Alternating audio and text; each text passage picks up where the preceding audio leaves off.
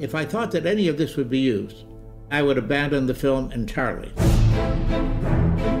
Gentlemen, I'm the Amazing Randy. The Amazing Randy. The Amazing Randy. Ta-da! A conjurer, prestidigitator, liar, cheat, and fake.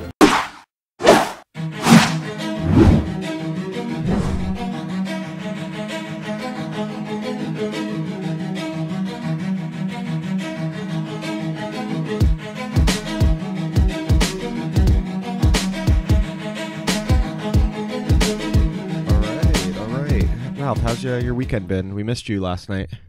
You missed me. Cost Quaz a few $100 on a bet for your UFC fight match. For the fight, so he was. Did you see some attack moves? We saw a bunch of attack moves. Remember when attack moves was a thing? That was like the first 3 weeks. It still is a thing. This is the Attack Moves Network studio. It's the Attack Moves Network studio, except everywhere else it's You Watch I Listen, because Facebook's being there's a difference. Shit. I know there's a difference between the studio and the show, I guess, but we have to actually have another show before the studio is actually producing more content. But yes, so Quaz was asking me about which fights to bet on, and the shoo-in I gave him was the first fight of the pay-per-view. Saki was fighting a guy I wasn't really familiar with, and Saki was like a K1 kickboxing champion, and I'm like, they put him with a striker, he's gonna knock him out, and Saki got knocked out within 1 minute of the fight. It was my picks. I was shit last night, although I love when you get fucked up. Listen, I'm the first to admit it. You know why I like when you get fucked up? Because you're always so confident, and you're always like, alternative opinions are wrong. And then when you're wrong and you fall on your face, it makes me very happy. It's a lot worse if I was one of these guys that's like, well, you know, this didn't happen, but in MMA, you kind of have to admit it. But I did win a $5 bet with Vince over at Lobo Sound. He took Stipe Miocic in the main event. And I obviously Daniel Cormier. I did not expect him to win in the fashion in which he did with the first round knockout over the heavyweight champ. But Manfro was complaining about what a bad fight it was. No, that was not that fight. That was the co-main event. Francis Ngannou, and I'm not kidding you. It was the worst fight I've ever seen. Probably, I would think it's the worst heavyweight fight I've seen. They landed a combined between the two fighters in a 15-minute fight, a combined 30 strikes. They were standing in front of each other. It was like watching line dancing. It was unbelievable for two guys that are known for knocking people out. So I didn't really understand that part of it. But anyway, welcome to episode 11. It is 11, not 10, not 9, not 8, Ralph. It is episode 11 of You Watch, I Listen. We have our guest coming in shortly, Colucci Ferratu, our friend Dan Colucci. Do we have to give him a fake name this week that we're going to forget halfway through? No, because, Michaela had, and I got to thank Michaela again. We got a ton of funny feedback. The best comments I saw were people saying that they wanted Maurice to be the next guest. And then someone said, you have a better shot at one of his 9 kids.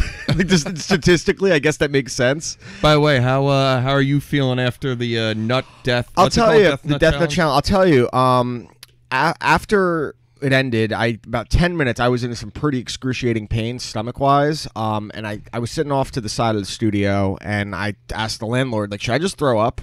And she's like, yeah. So I stuck my fingers down my throat, and about halfway through, I'm like, this is going to be really spicy coming up. It's probably going to splash in my eyes and get worse. And then I just burped really loud, and my stomach felt fine. However, the rest of the day, my stomach didn't hurt. I just did not feel well for probably 5 hours. And when I finally took a shit, it was the spiciest shit I've ever taken in my life. You said your piss burned. My piss burned. That might be your chlamydia. I literally Googled, can Death Nut Challenge make your piss burn? Did it burn that badly? It was bad. Like, I didn't have that problem. Like, even when I ripped one and my ass was like, ow. Like someone lit a Bunsen burner on my asshole. Do you ever take a piss after you're like super dehydrated and like your body's like... Oh, yeah. It was one of those times 50. That was... I also, after we were done, as soon as we were done recording... it hit me. So the worst actually was not on the show. So I'm running around, not even trying to make a scene, not pumping it up because we're not recording, just trying to... You were hurting. And I slipped into one of the holes. Oh, yeah. By the way, I am now the landlord because I sued Dan. You fell into the hole. You were freaking out at like maybe 10 minutes after, and you're like, I'm going to pass out. Can I get water? Can I get water? Dude, I was like, damn. You no-sold it during the challenge, and then you were overselling it after the challenge. Oh, it was bad during the challenge, but here's the thing. You were being such a baby. I was just like, listen, what are you doing? You were hurting that much. You just didn't want to sell it. You did the same thing with the goddamn Miracle Berry challenge. Miracle Berry. No, you fucking liar. You sold it for. See, I'm honest with our listeners. I want them to know that I am pathetic in every way. Which, if they haven't realized that by now, I don't know if they will. So again, thank you last week to the guys at Death Nut Challenge for what a weird idea. Again, thanks to guys at Lobo Sound, Bobo EP at lobosound/Bobo. bloodrainlitmag.com. Make sure you check them out as well. And again, thank you to Michaela last week, who was an awesome guest, and I'm hoping we get half of that out of Colucci today. We won't. No, probably not. I mean, I've told myself I'm not gonna harass him. You're gonna harass him. I think the problem is, and I love the kid to death. He's one of my best friends in the world. That's how you know you're about to harass someone, when you have to oversell how you love them. Yeah, how much you like them. Friend. You have to convince yourself that you're not being abusive emotionally or physically. We're never really physically abusive. I mean, I've definitely hit him in the balls a bunch of times, but we're not physically abusive.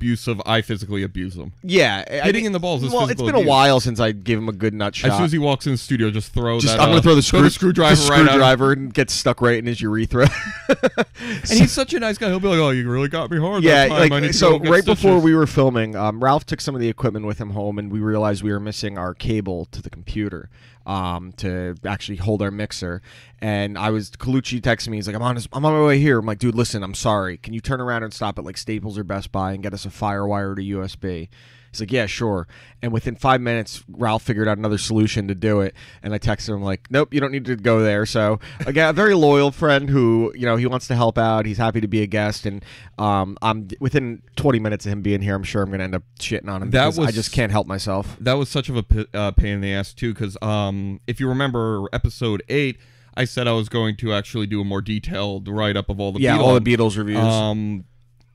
Not related to the show, had a personal thing. It kind of just slipped through, and I said I was going to do it, so I figured I'll just record a thing, 40 minutes, give my thoughts on each song, and break them down, and then I get home and realize that the chord is missing. So now I need to type it up for all you people to not fucking read. I looked at the analytics on it. A bunch of people read it. I just I'll do more Twitter promotion for it this week. I don't give a shit. So again, welcome to episode 11 of You Watch I Listen. We might as well just jump into our reviews from last week, I would think. Yeah. And then we got some stuff to talk about when DC gets here. Not Daniel Cormier. He's not that cool or successful or charming Can or you just funny. call him Colucci, because this is the problem. I'm calling him DC simply because at work, I work with Colucci, or he works with me, whatever you want to say it, and it's kind of hard when it's an office of 8 people and there's 2 Dans, so he goes by DC, and before that, DC for me was Daniel Cormier, the new UFC heavyweight champion, and I don't want to relate Colucci to someone I really like in Daniel Cormier, so you're right. We could call him just Colucci, Cooch, whatever, cunt. So let's jump into our pick. Who went first last week? I don't fucking know. All right, you want me to go? Let me go. All right, first. go ahead. Yeah. What album did I give you, Ralph? You gave me Big Weather by the band 123. 123. I'm going to eat my bagel while you're doing this. That's fine. That's good radio. Professional. So it's a band I never had heard of.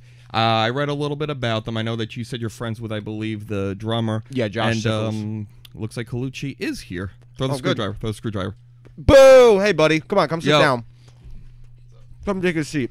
Just join a... Yeah, take the mic off there. I told you, keep it about an inch from your face. Oh, grab the door behind you. Grab the door. Oh my God, you're ruining it. No! You blew it. Boo! We were just telling the story about you having to go to... That's good. Having to go get the cord, then coming back. Just take the mic off there. I told you, keep it about an inch away, inch and a half away from your face. I got to near Greg's Road, and then all of a sudden... I had to turn around and then get to bottom of Macapin. That's when you told me, no, dude, it's okay. We figured it out within minutes. Like, oh my God, what fucking poor kid. Here's the thing. Dan actively harasses you. I try to be nice and end up passively harassing you. Yeah, in your own screwed up way. I try to actually be nice, but listen, I just can't. Is that better? I'm very direct about it. Yeah. You know what's coming. He had to hype. He's like, I really love the kid. He's a great guy, one of my best friends. I'm like, that sounds like somebody you're about to rip apart as soon as he walks in. Well, I guess I did. I booed him as well. Gonna happen anyway. He walks in last night to watch the fights, and I start booing him because I can't help myself. But it is kind of fun to boo. Welcome to the show, Colucci. We were actually just going over our picks from last week, so we'll jump into that, and then I got some subjects. And if you think of anything, feel free to chime in. So go on, Ralph. All right. So the album was Big Weather by the band 123. Mm-hmm. And I know the drummer, Josh Sickles. You know the drummer. Yep. I don't know much about this band. They're not particularly well known. I found a little information. I read up on them while I was listening to the album. They were like indie darlings. They're indie. So I did what you did, where I ranked each song out of 5. Sure. But I really don't like that as a measurement, because I do think sometimes an album is better than the sum of its parts. It's a bad song in that scoring system can really weigh down the score of the album. And this album definitely had some bad songs. Yeah, there's some weird stuff. It's a very weird album. So a couple things, just general thoughts before I go into individual tracks. Sure. It's a double album. We know how I feel about double albums. On iTunes and Spotify, it doesn't play like a double album, though. Well, they recorded this in their home. They had to make it a double album. So I actually think that the double album problem is very apparent on this album. It's way too much material. Yeah, I agree with that. For a concept album on top of that, because all the songs are about natural events, disasters, literally big weather events. The narrative, even if though it's not a rock opera per se, it gets lost in it. And there's times where I'm going, where's the focus on this? And there are times where you'll get 2 or 3 songs in a row and you'll start to build up some momentum, and then a song will come and it'll just all be lost. So I do feel like the album itself definitely is a big victim of that. I do also think the issue is there's individual songs that are way too long. This isn't a progressive album. This isn't a jam album. And sometimes if you have like 1 8-minute track here or there, just, for whatever, that's fine. There's several tracks that just go on and on. So I think as a whole, the album those are big detriments for me. That's fair. I do think there are 2 things that I really like about the album. One, there's very little production. It's very lo-fi, but it's not one of those bullshit lo-fi albums. The sound fits what the album's about. Exactly. It sounds raw, gritty, tough. They're very good musicians. It's very apparent. It's a unique sound. They jump from genres, which I do really like, but again, I don't think it's smooth. You have one song that's very bluesy, and then you go into like a rock song to some weird spoken word with like the stories are like cool, but it messes up the flow of the album. Like when you listen to the story, they're cool. I found myself doing that. Come on. Yeah, get to the point. I actually listened to it with the fiance, and she would say like, "Oh, the last 3 songs have been great," and I'm like, "No, it's been one song." It's weird, and I was talking to the drummer Josh about the album. I actually asked him like, what do you think? What's the album like you're most proud of? Which one do you like the best? And his biggest issue with Big Weather was things like the production, that it was a little off kilter. It didn't feel like it was supposed to be. But as far as a concept, that was the album that he liked the most because he thought it was the most ambitious in what they had done, which I could agree with that. I also, and I don't know much about the band. Like I said, it's a very strange album to release as your second album too. Yeah. So, and I didn't listen to the first album, so maybe it's definitely a little different than the first album. But I do think this is an album where a band has already achieved success, and they go, it's the Beatles' White Album for this band, except you didn't earn anything. Well, who would have thought that the lead singer would be off in a cult in California after writing an album about the end of the world?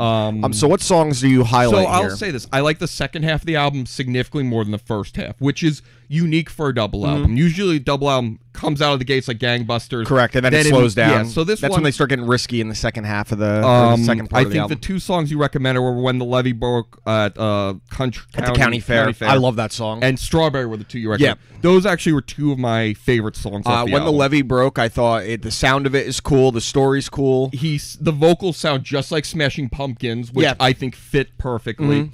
I think Where We Lived, the second to last track, which kind of same thing. Starts out very soft, and it segues into kind of strange. I thought that worked. The 2 spoken word tracks, they're so weird. If you have one of those halfway through the album, that's fine. One of them was like the 4th track of the song. I know. It's like they split it up, but maybe split it up too much. Stone House. Yeah. That song was.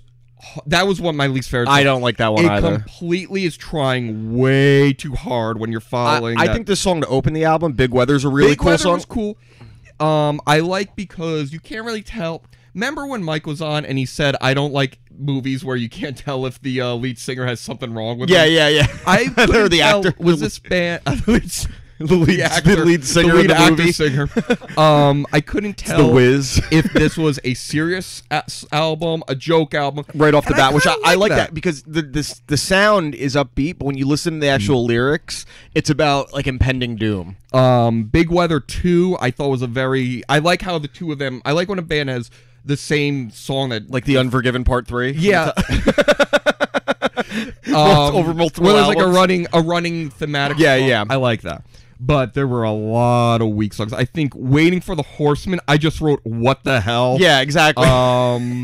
That's like what I wrote for some years. I'm like, what the fuck is this shit? Babylon, I liked, but there were 3 similar Bust to Babylon songs. So overall, I like Refusal Bop a lot. I thought Refusal Bop was great. cool. Do you know the band Pavement? Yeah, it reminds me very much of Pavement in style, not musically. Like some of the songs, they have almost like a Black Keys, Arctic Monkeys sound to them, and the other ones are just their own thing. Some of it reminded me of Yesayer, like I said when you gave that to me.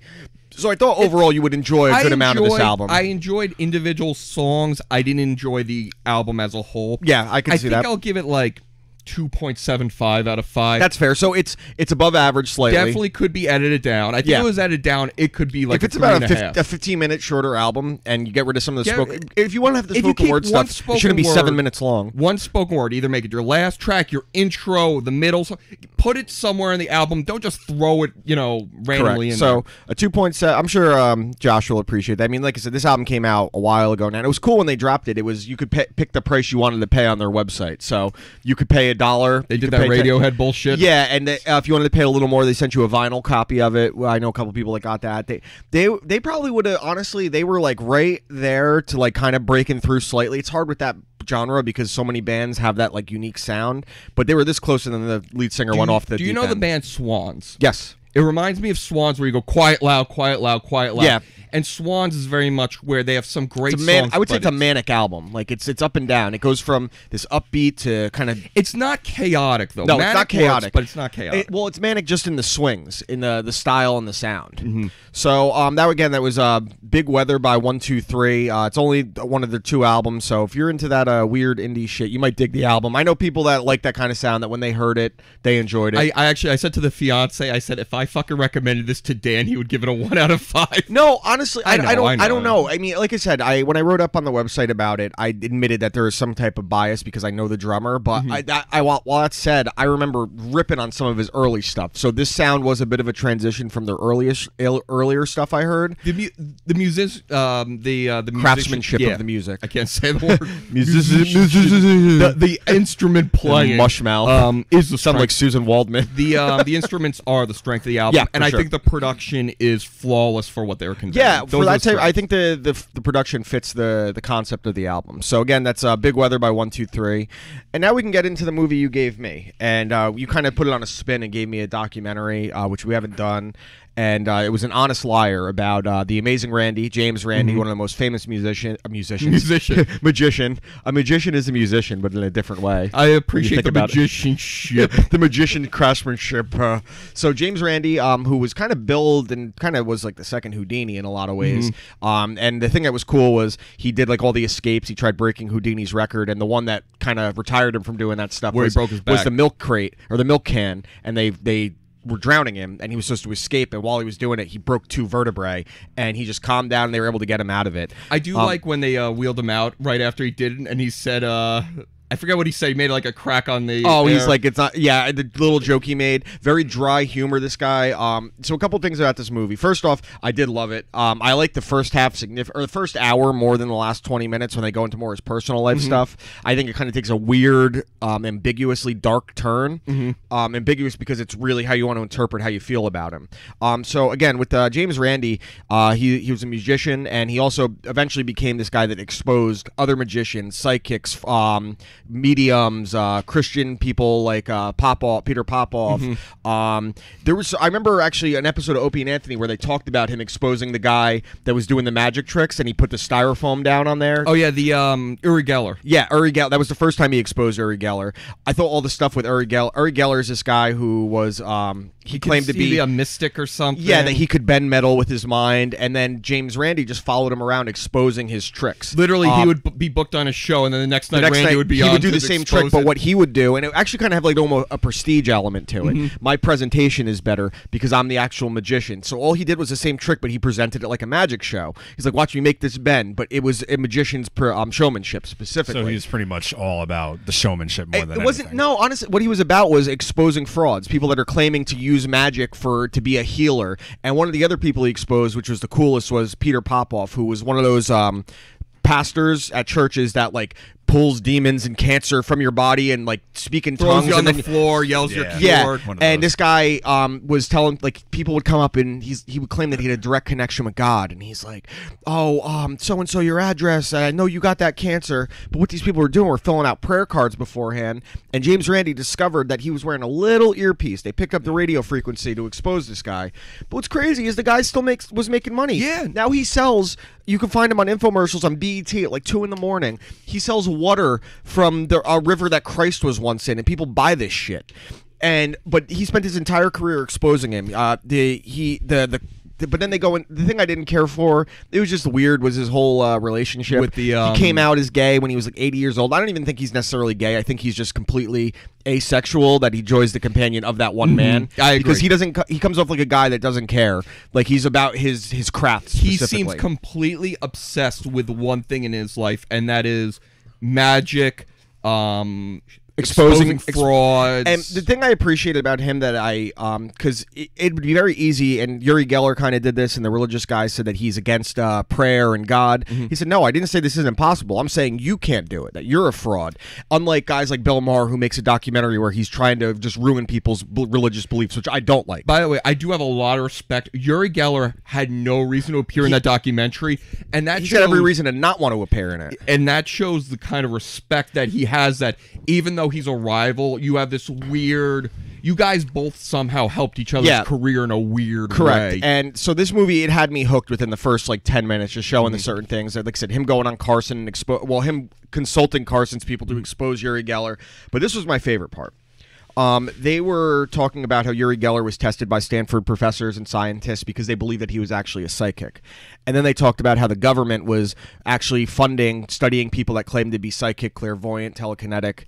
And what James Randi did, this little motherfucker, I can't believe this guy is he's such a troll. He put 2 of his like proteges in this government program claiming to be psychics, and telekinetic, and every time there was a test there, they just used illusion. They used sleight of hand to trick these literal government scientists into thinking that they were actually psychic. For how long? Like 4 years. 4 years. He kept his proteges and in he there. kept giving them advice, the government advice, how to disprove them, and the government was so incompetent that they couldn't pick up on it. The government and the science community, not even just the government, the science community as well. So eventually when they were about to do their big like reveal 4 years later about the study with these people that are psychic, clairvoyant, whatever, they're like, nope, it was just magic, and just complete. And then it became the moral question of, was it okay how they did it? I think it is, because it proves that you should double check everyone, even if they're the best scientists you know, because science is all theory.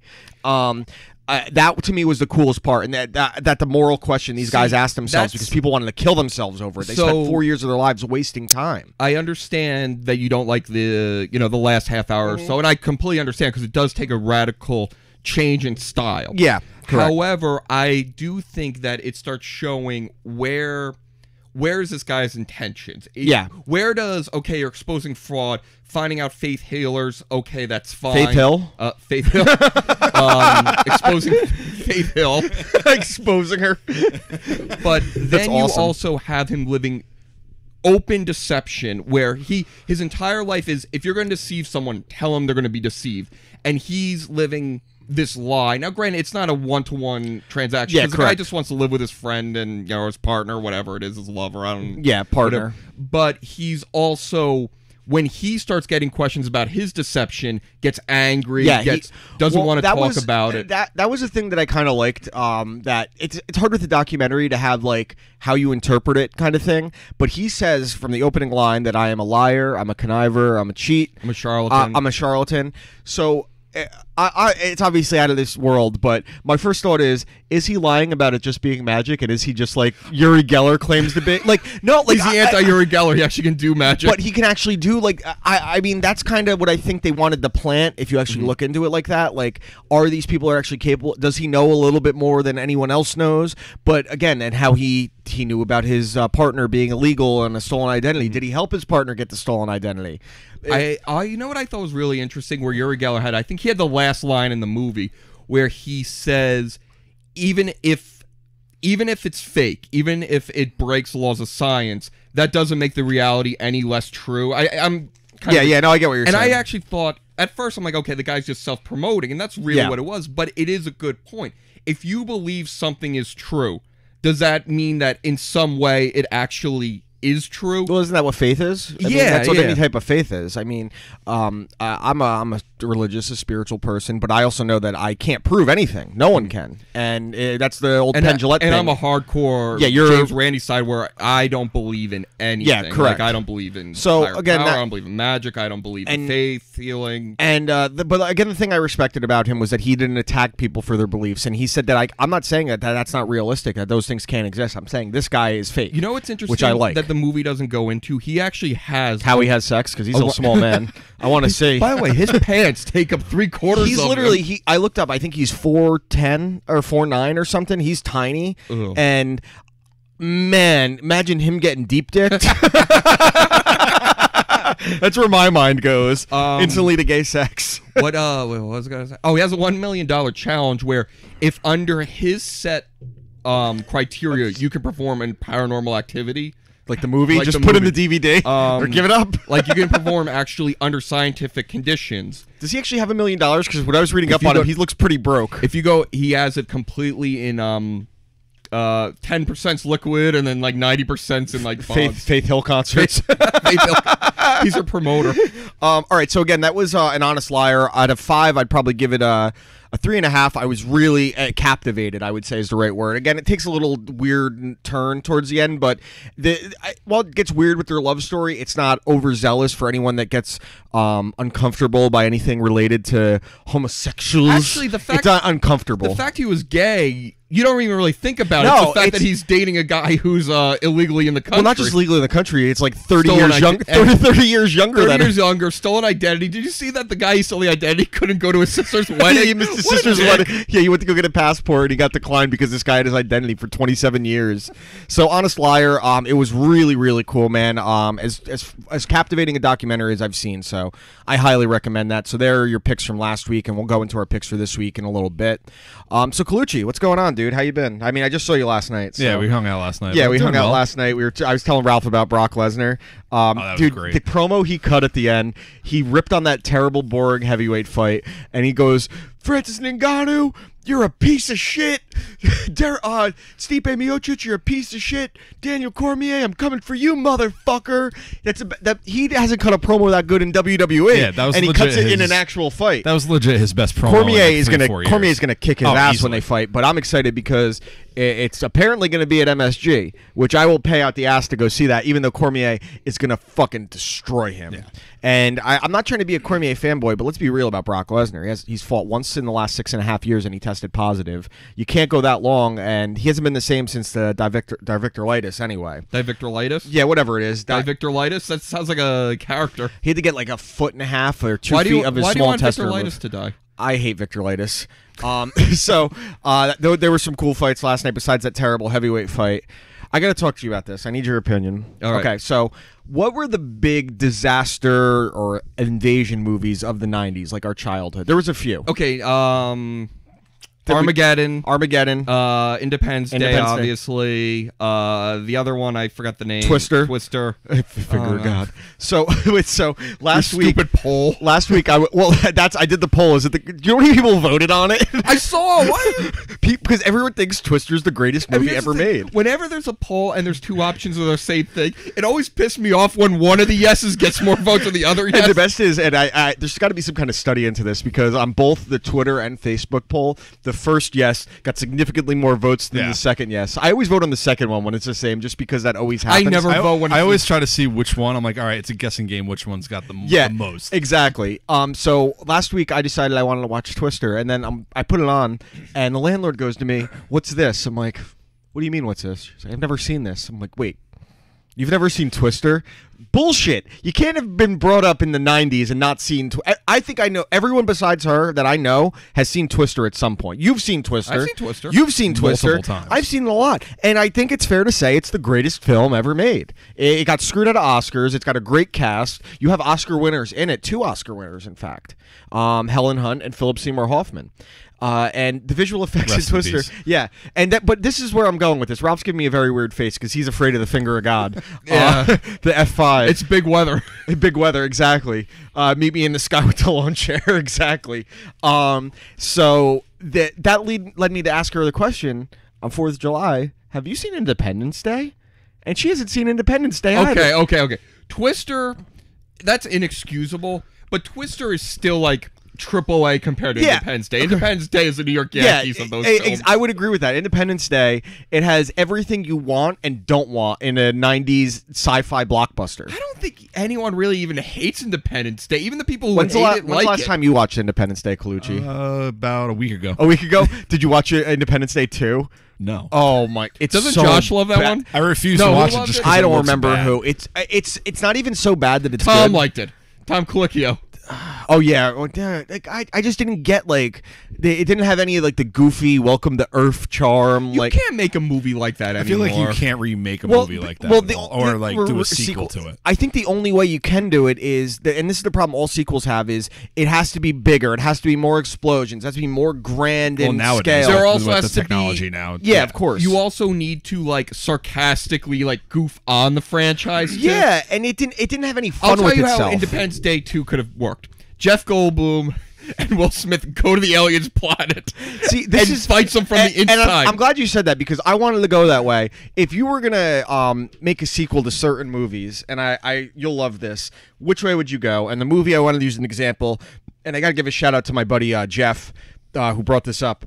What if they made a new Home Alone, but with the same cast? You brought back Macaulay. all in. All right, so I had a That'd be couple. I had cool. a couple ideas on this. So the first one is, and this would be the safe Hollywood way. It's Kevin McAllister's kid, and it's like he forgot him this time. That's the safe Hollywood way that they would do that. it. Now here's my idea. Kevin McAllister is and Funny or Die did a spoof on this with Macaulay Culkin, that he's so distraught and he's got PTSD from being left behind twice, being robbed or attempted robbery twice, that he ends up being a homeless man and he needs to start fending for himself. And who mentors him but the Sticky Bandits? Ooh. So it's Home Alone, and now he's going to some other kid's house. But I think if you did it like that, you make it really dark. You can go a lot of ways. Where Kevin McAllister, he runs into Joe Pesci and Daniel Stern. That's the way you fucking do it. Because now they'll be like, we'll be able to get around anything because we have the guy that stopped us twice. Okay. I have an alternative. Okay, let's hear it. That actually was one of the things that popped in my head when you brought this up. Like, he's like squatting or something, and he just protects his like. He's crickety ricket. He's rickety cricket. Crickety ricket. Rickety cricket. Okay, let's just pull out all the fucking stops. Let's just get weird with it. Charlie and the Chocolate Factory like business, where he's this eccentric billionaire that like makes like toys or something. He's security systems. He's got an idea. Yeah. He's got these like Goldberg like. It's almost like nanny cams that look like a teddy bear, except in this time it shoots out a 9mm bullet. He has a toy factory, and he's got the next best thing that the Sticky Bandits break in. He's like Elon Musk, like billionaire, just completely eccentric out of his mind. They break in, and then they realize it's the same kid from 25 years ago, and he's got the Oompa Loompas or his equivalent, and toys and robots. Like you get thrown into the chocolate river and sucked up into the. He's factory. dressed in a the geese that lay a eggs white attack blue you. suit for some reason. Squirrels attack you. Yeah, exactly. Yeah, He's taking a candy in quotes. And he could use the Mike TV thing that shrinks you just on Joe Pesci. Just get fucking weird with it. But I think there would be, especially. This is the problem with so many of these reimaginings and reboots is that they're just creating them for a new generation. But why not appeal to the generation that grew up with it and use the characters that we know in a completely different way? Yeah, exactly. So there's a lot of weird ways we can go, and I'm trying to think like more movies that you could do that with that like didn't necessarily get a sequel or need a sequel, and things you can do. Bill and Ted has a sequel. That would have been a perfect example if they didn't actually already have a sequel. What if you did Clerks, but he didn't show up to work that day, and he just went about his life? Would his life be the same? Kind of like an alternative universe. Yeah, like an alternate timeline. You know what I always like when there's a like a famous work, like let's say like an alternate timeline, Passion of the Christ. Who are the main characters? Schindler's List. No. He just didn't write down the names. There's that movie where Hamlet has those two minor characters. Yeah. And there's a movie from their perspective. Like I like when they do shit like that. Like there should be Home Alone from the perspective of the Sticky Bandits or the That'd be Wet cool. Bandits. their perspective's pretty well Yeah, established. we kind of get it. But the kitty, but wait, the but store owner that what- steals a toothbrush. What if from. you're trying to create sympathy for the Sticky Bandits and you find out that Joe Pesci was a Vietnam veteran who was neglected by his country after he Fuck came him. back? Oh my goodness, that's not very nice. How I'm could just you gonna play into my social justice warrior. Yeah, you hate the trip, baby killer. Colucci, what do you think? Yeah, well, what's a movie you would like to see them I'm sorry, create? DC. I forgot I have to No, play DC. Danny. I hate that. Danny name tag. C. That's what our boss calls him, Danny. I Yeah, know. cringy. All right, so I'm trying to think like other movies you could do like do Bushwhacked with Daniel Stern, Indian in the Cupboard too, or it would be Native American or American Indian in the Cupboard if you're going to be PC about it, or use an actual Indian man. Get Mo from The Simpsons and make Indian in the Cupboard. You're just spiraling out of I control. know. I'm like going to dark places with this. Independence Day from the aliens' perspective. A Mars Attacks from the aliens' perspective. Do Independence Day from an alien's perspective. That would That'd be pretty that cool. would be really cool. And I mean, I get. Would you do subtitles or have it dubbed? No, nothing. Oh. Voiceover? No. Bill No Murray? dubbing. No subtitles either. You don't know what the hell they're saying. You know, it's funny. Greg had suggested that the movie I gave you this week is Nosferatu because we have Colucci here. I'm like, I'm not giving Ralph a silent film. I would watch it. I probably like it. It's a classic movie, but it's what are you going to judge it on other than wow, it was a movie? I could do it. Yeah, but I understand that it's really hard to grade a silent film. That's though. why you're giving me the French Connection. I'm not going to give you the French. I'll give you the French Connection too. Is there a French Connection too? Actually, it's there from the might car's be. perspective. That's actually the movie Cars by Pixar.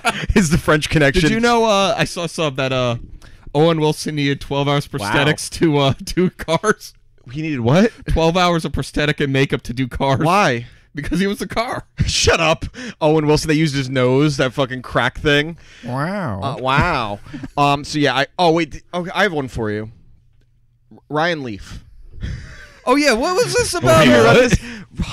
Jim Irsay, the owner of the Indianapolis Colts, released a letter that Hunter S. Thompson sent him back in 1999 before the NFL To draft Ryan Leaf. To draft Ryan Leaf over Peyton Manning. Ryan Leaf is strong, Peyton Manning is not, which determined that people that look up to Hunter S. Thompson hate that are guy. assholes. I like Fear and Loathing is cool, but it's cool. people that idolize Hunter S. Thompson don't really know what they're talking You know why about. it is? It justifies their own antisocial behavior. Yeah, it's like people are like, oh, Into the Wild, man. I could just go out and live in the woods. No, you can't. He was a rich, pompous kid who just wanted to try something, and he fucking died because of it. We talk about Into the Wild a lot, too. You bring that up a lot. Yeah, well, I really like the soundtrack, but the movie, I think, is incredibly overrated. Although the actor in the movie I read the book. I don't know if I think I saw the movie. The soundtrack's great. Eddie Vedder did the entire score. It's great. The kid that played him, I forgot his name, but I just Charlton watched Heston. Charlton Heston. Charleston Heston. Charleston Heston. I just watched a really good movie the other night. Have you seen I'm sure you've seen the commercials for it. Spielberg's most recent, Ready Player One. No, we actually almost watched it the other night. Instead, we watched Darkest Hour. How'd you like Darkest Hour? Oh, really want a full review on Darkest I don't Hour? want a full review, but Okay, I I'll just do let's the- bullshit about it. I don't Okay. need notes. Gary Oldman, fantastic in the But movie. I liked him more than I did Daniel Day-Lewis's Lincoln, personally. Agree. It's very similar to Lincoln in like. It's more exciting, though. It's much... Lincoln's. I'm sorry. Lincoln's boring. sucked. It's Lincoln's boring. way too long. Listen, That's the problem. performances are great. Daniel Day is great. was Sally boring.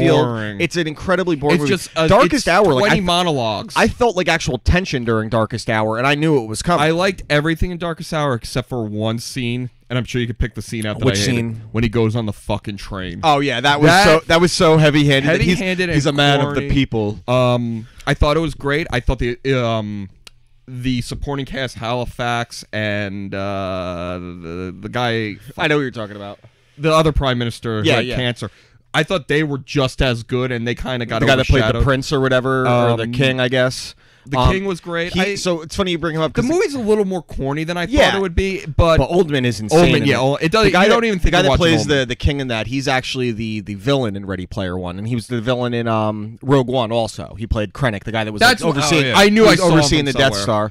Star. So Ready Player One, I knew it's based on a book that was really popular. But the movie is very heavy with the 80s and 90s nostalgia, but it all serves a purpose. It's not there just to be there. Yeah, that movie. It has to be there. Yeah, that one I'm okay I knew I'd kind of like it. Grohow told me he loved it, and I trust his movie opinion more often than not. And I was super entertained, man. It was a lot of fun. The references were really cool. I actually had to look up like a bunch of the Easter eggs that I missed. Like, I can't believe I missed a reference to Last Action Hero, one of my favorite action movies from the 90s in it. I guess at one point when they're driving by, there's a movie theater. It says next Jack Slater movie. I'm like, that's fucking That's cool. pretty cool. I know the bunch of the Overwatch characters were in it, which There's got me all. Master there's a Chief lot. is in it. There's a Freddy Krueger, They Chucky, do like a lot Jason. of callbacks to like video games and Yeah, stuff. video games, movies, music. It was just a straight up. Oh my god, it was a straight up just adventure movie, like from kind of like a Jumanji, a Goonies, like where it's like this grand adventure that's so unrealistic. But I wish I saw it in IMAX. It was highly entertaining. So, Cooch, a couple weeks ago we celebrated Ralph's birthday. Yeah. And can you tell us what happened at Ralph's birthday when we did it? What did it turn into? It turned out to be what Ralph has been promising for 2 years. What- Colucci Comes Alive. And Ralph, what's the purpose of Colucci Comes Alive ultimately? What was your idea? What it was supposed to be? And then we'll talk about what it was. Well, I thought that it would be fun to have a Colucci Comes Alive party. So the whole That's idea, really- I'll that's explain. the depth of No, it. your original idea Okay, of Colucci Comes Alive. Colucci Comes Alive, I'll tell you what it was. Is that randomly one day we were in Cooperstown for Mike Piazza's induction, Yes. which we actually didn't go to. Yeah, 'cause exactly. It just got fucked up. No, it was just so packed. We were like, it's fucking It was hot. hot, We we were packed, we were partied. hungover. We did a bunch. We were very questionable that So, weekend. in a IHOP, while Dan kept ordering more mozzarella sticks because, and I quote, "I'm a good boy," he said to the... I said that.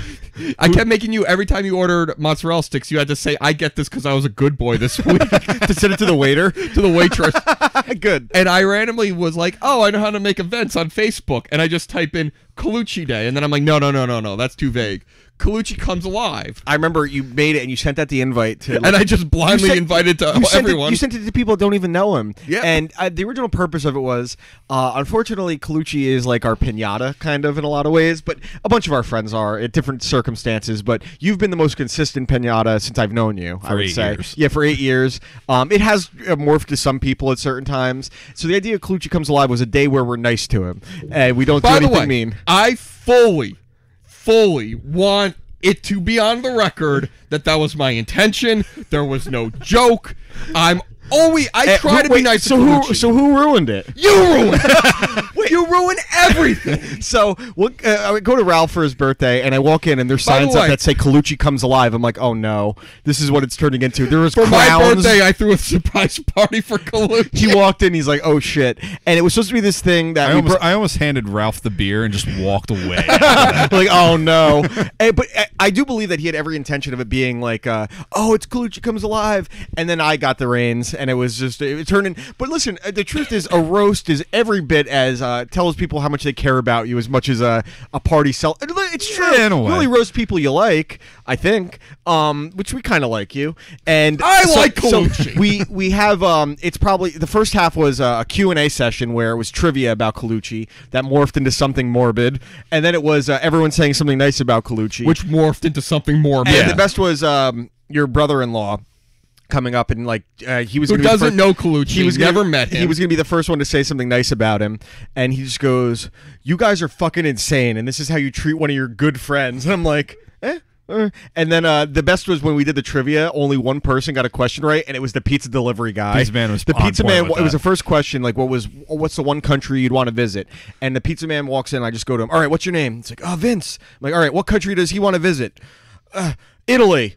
You got it. And I gave him a snack wrap, and then he got like a $20 tip out of it. By the way, I'm finding snack wraps like under the couches and things. Do you know why? Because of you? No, you were throwing You threw the at wrapped least a fast couple. food Oh, I do around that. your own apartment. I do that. And then the fiance walks out, and there's just a hamburger. The question is, Ralph, did you eat it though?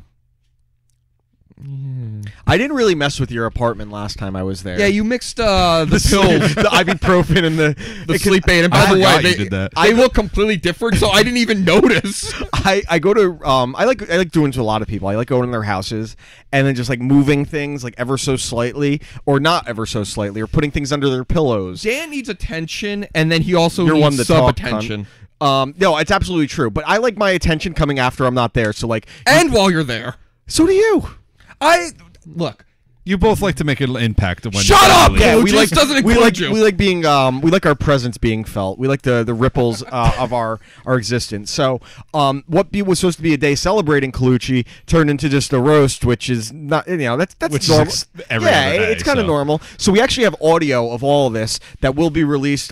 We have one more episode next week, and then I'm going to be gone for a week on vacation, and that's when I think we're going to drop the Lost Files. The Lost File. We're going to drop the roast or the Colucci Comes Alive episode extravaganza special, whatever we want to call it. It's like the Star Wars Christmas special. It'll be the Colucci summer special. That's it. The Colucci summer. How about it's just Colucci Comes Alive special? That works too. The Colucci Comes Alive special. This year's Colucci Comes Alive. And watching you slowly it went from a point where I was like, oh, he's getting irritated to the point where you're like, all right, this is kind of funny. It was a mixture of both. It's like most of the it night. starts out as sandpaper, and then eventually you're in so much pain you don't feel it anymore. Yeah. Just rubbing it on your skin. Look, Colucci had a couple requests. One, he wanted Lion's Head. He got Lion's Head. Which I was impressed. I don't even know where you got that. Don't worry about it. All right. Yeah. Two, you like Taco Bell. I gave you a Taco Bell gift card, which I'm pretty sure I put money on.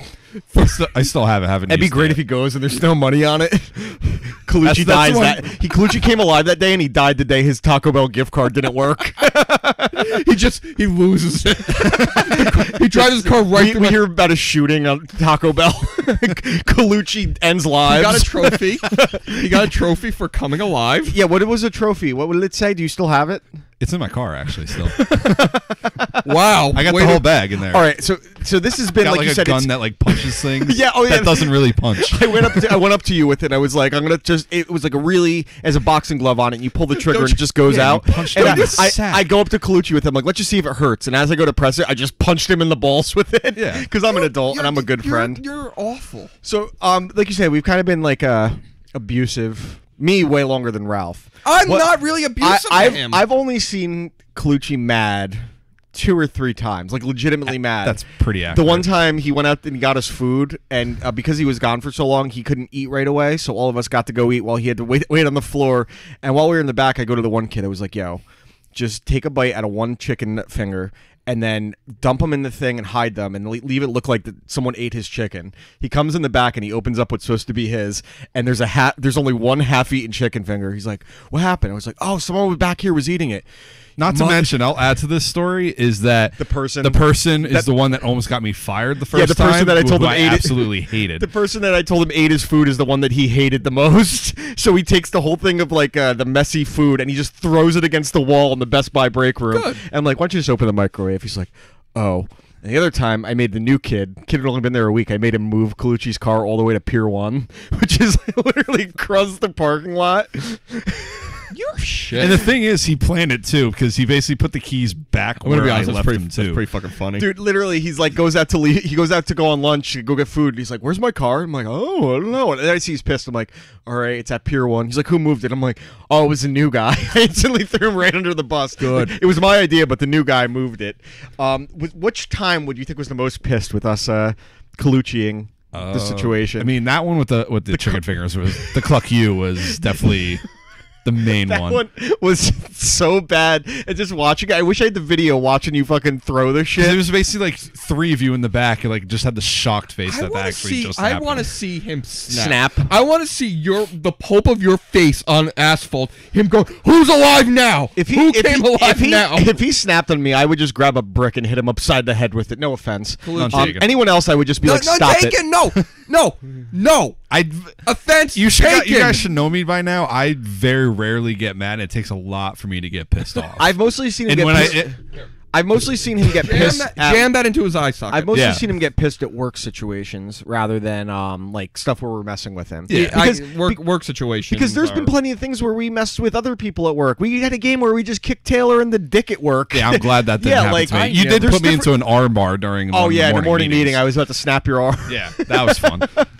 I mean, we mailbox Grohow at work. It was Grohow. We always harassed him when he had to clean up duty. So there's just different levels of abuse here. So I mean, it could be a lot worse. Okay. It could. That actually brings me to a topic. What's I that? think Colucci would really contribute to this one. You It's asked about gay sex I actually got another or topic. virginity. Okay. We're gonna be nice to him. Oh yeah, that's right. Sorry. We're gonna help him lose his virginity. All right, Dan. I know. Spread them. Spit in it. Okay. You told me to rank my top. Your top virgins. Colucci's not even number one there. This is so bad. It's him and 9 nuns. Oh my god. He's up there with Jamie Nemeth. The fucking loser from high school. Sorry. What? Wait, making fun of Jamie? What a stupid Imagine Jamie, one of our listeners, and he shows up at the house in his fucking tidy whities. No one knows who this kid is. And for no reason, you just call him a fucking loser virgin. The best is every time I reference him to like the landlord and her friends, they go, "Oh," because he was such a poor, pathetic soul, and he was a nice kid. But I look at him now, I'm like, man, I'm glad I'm not that guy. Like, the one person I would rather, the one time I'd rather be Colucci is if it's Colucci or Jamie Nemeth, and even that's a stretch. I haven't even thought of this kid for 10 years, and you call him that fucking loser virgin. By the way, he's number 8 on the list. But you said you haven't thought of him in 10 years, and he's on the list. He just Didn't think of him until now. Yeah. He just bumped Mother Teresa off. He bumped Mother Teresa, the Pope. All right, so what was Okay, that was this Jamie Nemeth break has been brought to you by I know. I imagine Homeward Bound 3. Homeward Bound. Shut up. Go on. Okay, last week you asked me to rank my top 10 fast food items. Go ahead. Colucci's on there. Why am I like even thought about with that too? Because you like fast food. That's true. fair. You do like fast food. Who doesn't like fast food? That's though? The only time you ever lost your shit was when your fast food got eaten. That's true. Yeah. And you probably got upset that your car got moved because now you can't go through the drive-thru. How am I going to go to Wendy's and get a Baconator? Sir, you need to be in a car. We can't give it to And you. it's Jamie Nemeth serving him. Hey, you're another loser virgin. Here's your fucking Baconator, jerk off. The clearance. You can't walk through the clearance. Did you ever do that at a fast food place? Walk through the drive-thru? I've done that a couple. We used to do. Wasn't Jamie Nemeth like 6'8"? No. Oh, I was thinking of that other guy. Derek Nicholson. We're just mentioning these weirdo nothings from high school. A bunch of zilches. Why are you making fun of these? Little do we know is that people that Colucci went to high school with are doing a podcast right now calling him loser virgin. There's some other show. And number 4, people I know will be stuck on a desert island with Colucci. That kid sure was a piece of shit. What do you think ever happened to that kid? He's probably still playing hockey, not getting laid. How do you play a sport and you don't? Never mind. What? I guess he could join Penn State. He'll get laid there. Play a sport. You can fuck. All right, you got to go into your you gotta go to your I like top how you're 10. explaining the joke. Oh, that's true. A lot my of people were sad about that. I was happy. Yay. Because you got acquitted. So He's the actual Sandusky. We call Penn State repressed memories, sitting on a donut. anyway, the top 10 fast Apologize to their heinies. every fucking week. There's a pedo joke every week. I'm looking at the numbers. We see the plateau, and I don't We know see why. the plateau when we start talking pedophilia. All right, we do not condone pedophilia in any way, shape, or form. At least me and Ralph, though. I can't speak for Colucci. I do not either. So Okay, there you good. go. Good. Okay. So the top 10. Doesn't condone it. He just downloads it. This is going nowhere. At least it's not like Michaela with Asian bag porn. Oh, Asian body bag Do you porn. know how much I had to edit out of that show? Asian body bag The porn. Asian body bag porn was one of the things we could keep. Did you edit out me saying jive? Yes, and I have to edit out again this week. I was just listening to the old Japanese World War II propaganda online the other day. It's very mean. It's an old Looney Tune where Bugs Bunny has just gigantic teeth and Pete Rose hair. Oh my god. All right, go to your fast food before we Okay, divulge what into Asian body bag the pedophilia porn. Okay. Okay. Let's. Oh, my eyes are tearing up. Everyone, let's just take a deep breath. Top 10 fast foods Colucci eats alone. Go. Okay. These are my personal top. Why the fuck am I doing this? Go on. Come on. Let's hear it. Okay, my number 10. Start from 10. Okay, so these are the rules. We'll critique as we go. Um, Should we rank them?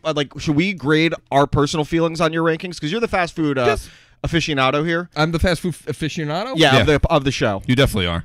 Oh, okay. Okay, so you tell us from 10, and we'll tell you how we feel about it. Okay. So it's interactive. I included everything. So breakfast, chicken, tenders, Sides? dessert, sides, anything. Okay, in good. there. Okay, I like it. Okay. So number 10, probably the most basic thing on the list, just a basic cheeseburger from McDonald's.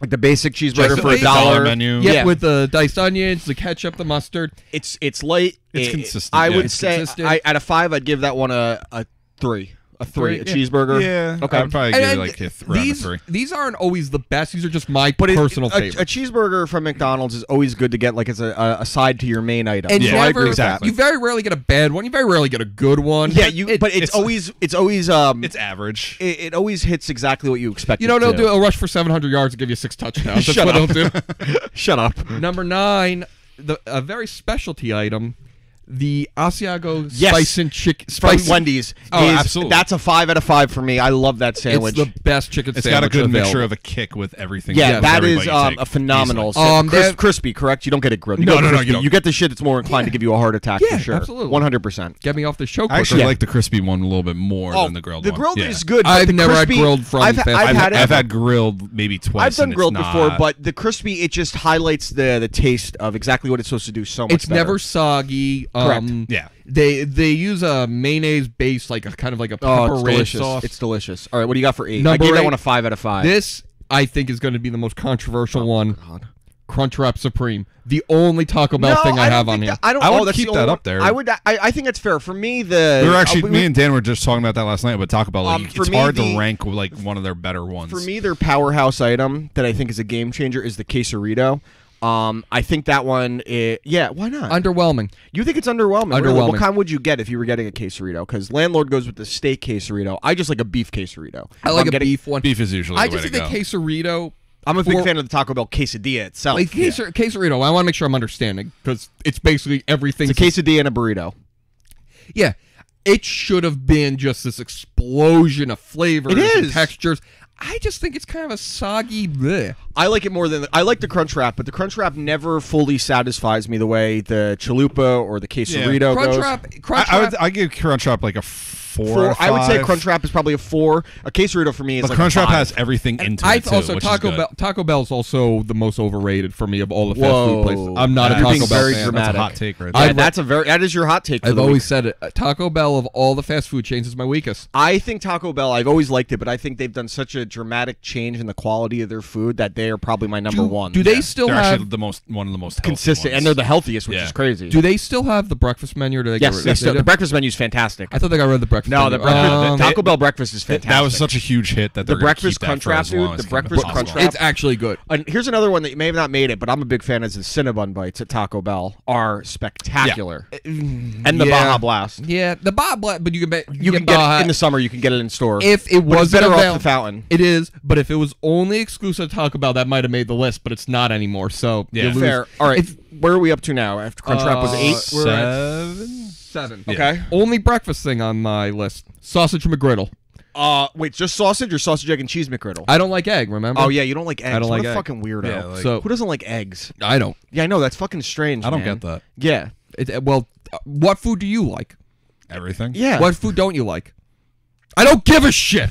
Okay. Anyway, the sausage McGriddle. I like the sausage, egg, and cheese McGriddle. It's weird. I only had a McGriddle for the first time in years recently. I remember the first time they came out, I did not like them. I would have I on think my they list. I changed would the have recipe a bit. I would have a McGriddle at number 10 just because sometimes it's too syrupy. That's That's the fair. problem. That's Yeah. fair. I like that. I like the balance of salty and sweet with Yeah. that. It's a very. I hope we're making people very, very hungry right now. I know. I hope we're making I know my- diabetic hungry. I know who- my good friend Steve is probably like thinking about driving out. to- Justin's probably like Justin writing and these down. Steve. I know. Justin's there right now, and he's in the parking lot eating his food, and he's gonna go around again. Me and my buddy Steve. He lives in Michigan, and he is Around Flint? He's like my kinda. He's like the Bartolo Colon of my friends physically. No offense, Steve. You know I love you, but we always talk fast food. We're big fans. It was just his birthday. So By the way, happy I like birthday, how you Steve, by beat the the shit out of Colucci, and you make one innocuous comment, and you go, "Just kidding, dude." Well, yeah, because I'm not kidding when I say it to Colucci. There's a difference. So what do we got next, food wise? Okay. Love you, Steve. Number 6. Maybe too low. This one I had the hardest time ranking, but I rank it here. The Baconator's number 6. I love a Baconator, I but a love Baconator makes my duty watery. That's how you know it's Yeah. good. Yeah, I'd probably put Baconator in my top 5. It might By be top far 5. the greasiest. It's oh my god! Yeah. I remember. Would you have to have napkins? I remember upon after napkins for New that. Year's back in 09, maybe 2010, I got the quadruple Baconator at Garden State Plaza, and within 20 minutes, I needed to find a bathroom, and I was in there for like a half hour. You can't get that grease off your hand. It just needs to It dissipate on stays. its own. Oh You my could God. wash it. It just won't leave. Yeah, no, it's terrible. So what's next? Number 5. I don't know if everyone's had this one. The flamethrower burger from DQ. You know I have. I love I a have grill not- chill. no, I haven't. I had love that, a good yeah. grill and It's chill. grill and chill. I've had so much food. I don't remember. DQ fast food, man, is so good. They've gotten so much better supremely lately. underrated. It might be And it's Quality-wise, it's like cheap too. and it's so always amazing. when I go there. The drive-through takes like 10 minutes, which kind of sucks, even if I'm the only one there. But But they the cook food is the always order. fresh. Yeah. It's not just sitting there getting That's the dry thing. and under a heat lamp. So I also like they give you the little tray and eating out of the tray. they give you the Texas toast too. They give you the toast. The toast is great. So go on, and you can always Okay. get a nice ice cream treat. Number 4, the Whopper. I love Burger King. Burger King's my number I haven't one. had a Whopper in You know, years. I think the Whopper is consistently, of all the major sandwiches, the best. I could agree with that. I Probably. like it. You Okay. very rarely have a bad yeah, one. I would agree with that one. I would probably put them in my top 3 just because Whopper's always right, consistently Number good. 3, the curly fries. From Arby's. Arby's. Oh, The yeah. best fries by I far. will prefer Checkers fries personally, and Popeyes fries. I like a seasoned fry. Popeyes fries are. I like a seasoned Curly fry. fry Amazing. reigns Oh, supreme. you know what I would put in my top 10 here is just the Popeyes biscuits. Oh, Yeah. try to eat those without Oh, water. you know- wait, should we do an episode where we get as many biscuits and see how many we could eat throughout an episode? We're just completely parched by the end of it. I have an idea. Okay. Let's play off of that. We have to eat an entire menu, the two of us. The entire menu? Like, you know how they have like That's 1 a through lot, 12? dude. We have to get one of each, and we have to finish it throughout the show. That's a lot of food. Dude, that's in an a- hour are and we- a half window. You better have a toilet on standby. We'll have a too. toilet on Yeah, standby. your mouth. Sorry, Colucci. You know that we love you. That's what we call behind his back the toilet. You're calling it to his face. Well, I'm letting him know it's behind his back So most wait, of the time. is Colucci? Piss mop. I have a question. Though. At various times, Colucci's been the toilet and he's been the shit. Which one is it? Not the shit. I'm sorry. Shit. He's never never the the shit. shit. He's a shit toilet. Okay. Shit boy.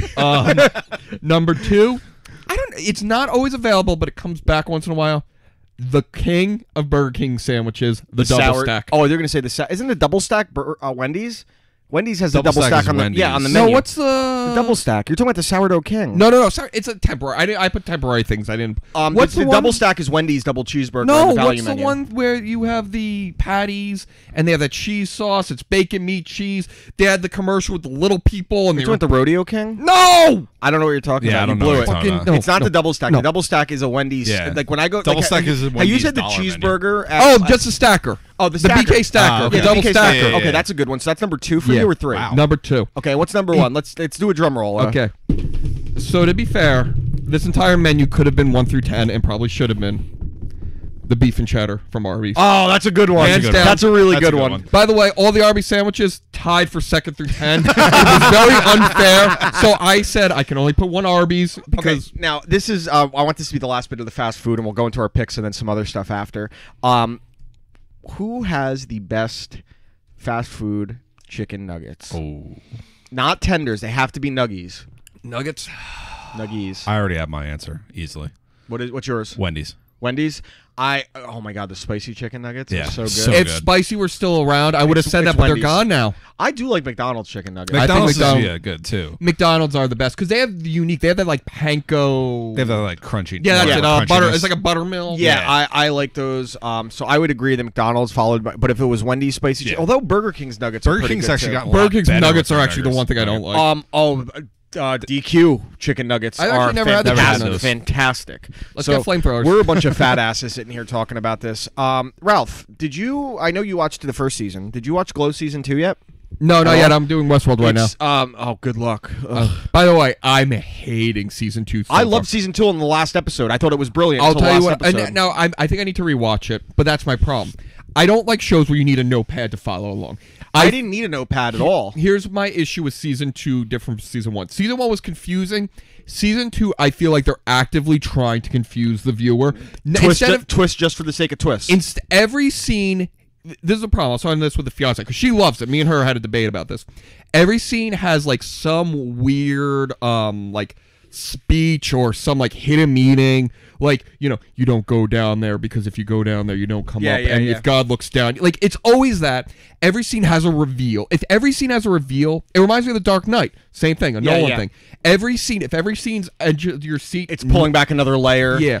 Season 1, it was much. What episode are you up to? 5 or 6. I need to rewatch it though because I significantly like season 2 more until the finale. I thought the characters were better. There's one episode specifically that creates such incredible empathy for one of the hosts specifically, which I had not felt. And then I've never had a season of a show that I liked so much have the finale just completely shit on it for me. I'll probably have it done by next week so we can talk about probably more. So go back to Glow. You loved the first season of Glow, right? Loved it.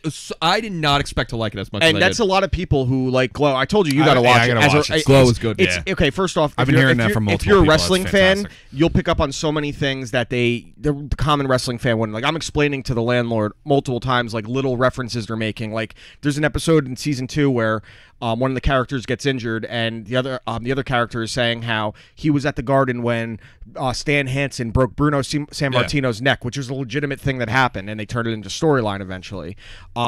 Season 2 was even better than season 1. The way they used the main 3 characters, Alison Brie as Ruth, whoever plays Debbie, whatever her name is, and Mark Maron. Mark Maron steals it. He is so good on this show, and I'm so happy that he's been around forever. And now that he's like getting more like mainstream recognition, it's kind of like when Bob Odenkirk blew up on Breaking Bad. Yeah. And I'm like, I've loved Bob Odenkirk forever. It's great to see him finally like getting recognition that he always should have gotten. By the way, how hateable is Alison Brie in the first season? But like you like her, but hate she's her. Awkward because she's so. That's kind of what her appeal is to be. She's uncomfortable and awkward. And you know what's unique with a show with like a female cast like that? You very rarely get a character like that, like a hateable female character that's not like bitchy. Like usually they make her like very like snarky, whatever. I think it's actually one of the best characters in TV. The thing I like about this, and it's a show with an all-female cast, and it's based on a real thing, is that they don't go too heavy-handed with the theme of it. There is an episode that absolutely feeds into the whole the Me Too producer Harvey Weinstein kind of thing. Should. Well, that's the thing that happened, and the thing I do like is in the first season we know spoiler alert, Alison Brie sleeps with her best friend's husband. It's like 3 minutes in the first they episode.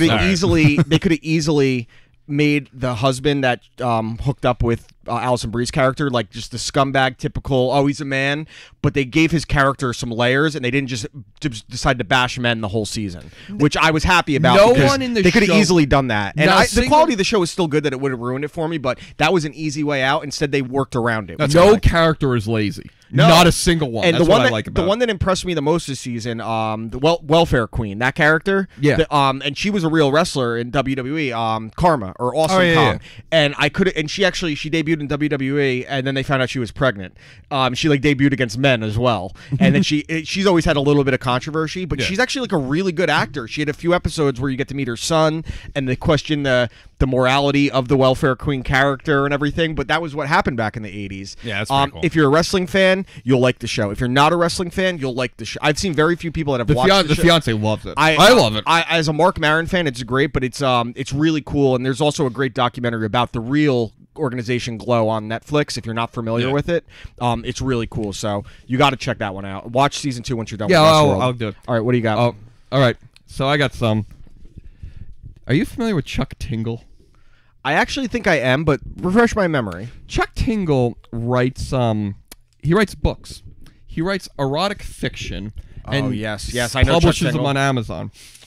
His books are very interesting. Do you have some titles for me? I do have some. Let me hear some. Let me read first about what Chuck Tingle does. Should we have an episode where we write an erotic novel? Yes. Yes, okay, we'll talk about that. You know what? It'll be the sequel to the Garbo Dudley thing. Okay, we'll get them all in here. By the way, me and the fiance scream cook fucking shit at each other all the time. Fucking shit. Instead of cool fucking shit. Okay, Chuck Tingle. Little has been confirmed about Tingle's identity beyond the fact that he is a pseudonym. He claims to have been born in Home of Truth, which was a cult commune. Is he in the Tommy 30s. Wiseau? Like, he's just guessing where he is? He's better than hi, Tommy Chuck. Wiseau. He presents himself as a Taekwondo grandmaster from Billings, Montana, who acquired a PhD in holistic massage from DeVry University. Fucking Rex Kwon-Do. Rex Kwon-Do. If you look at his pictures, he's just this doughy fat guy wearing like a So what titles do you have for me? So his titles, let me show you some pictures of them. Okay. What's the name of that book? It is Pounded by My Handsome Ghost Boats. Okay. This one, I'll read it because the font's small.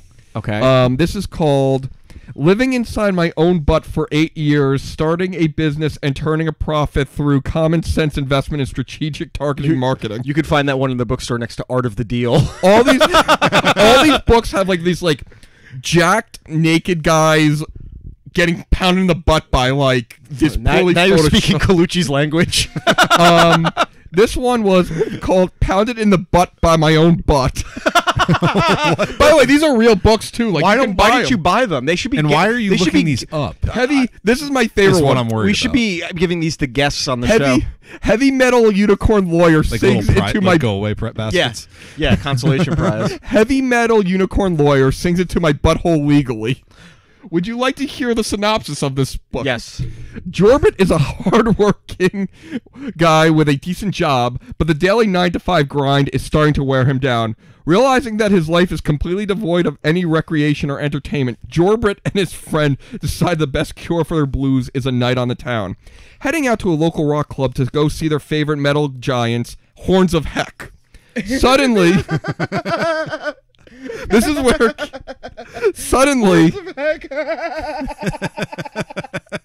suddenly a chance meeting with the unicorn lead singer Grimblechorns That needs to be my new gamer tag. Grimblechorns has Jorbit reeling when he learns that Grimble is both a rock star, a lawyer, and all bets are off. Soon enough,